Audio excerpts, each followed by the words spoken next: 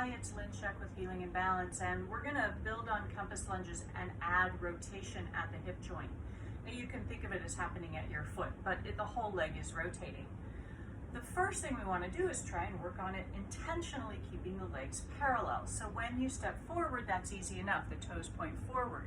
But often when we start to go on the diagonal and sideways, we want to turn the foot in the direction we're stepping, and I'm asking you to keep your toes pointed forward. You'll notice it uses slightly different amount of effort in the muscles. It also loads your joints differently. When we go out to the side, the toes point forward.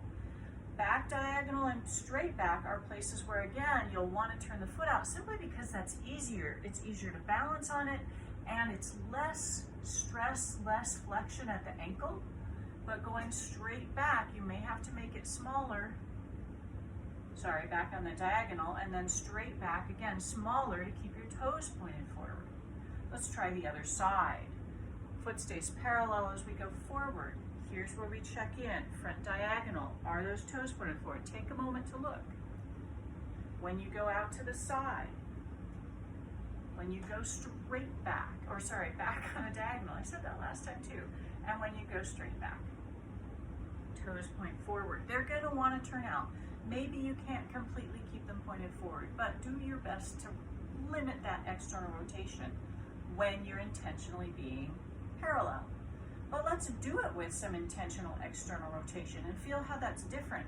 It also might be easier for a lot of us because a lot of us stand and walk a little or a lot turned out.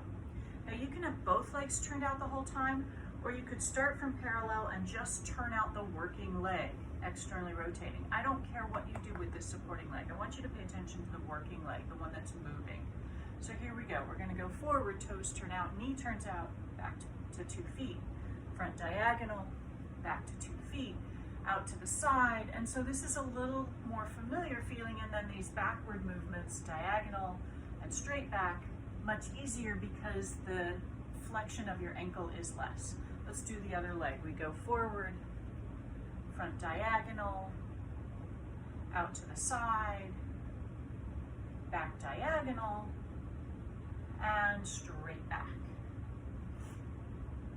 So parallel might be somewhat challenging. External rotation for many people is the easy one. Now let's do the hard one. Let's turn in.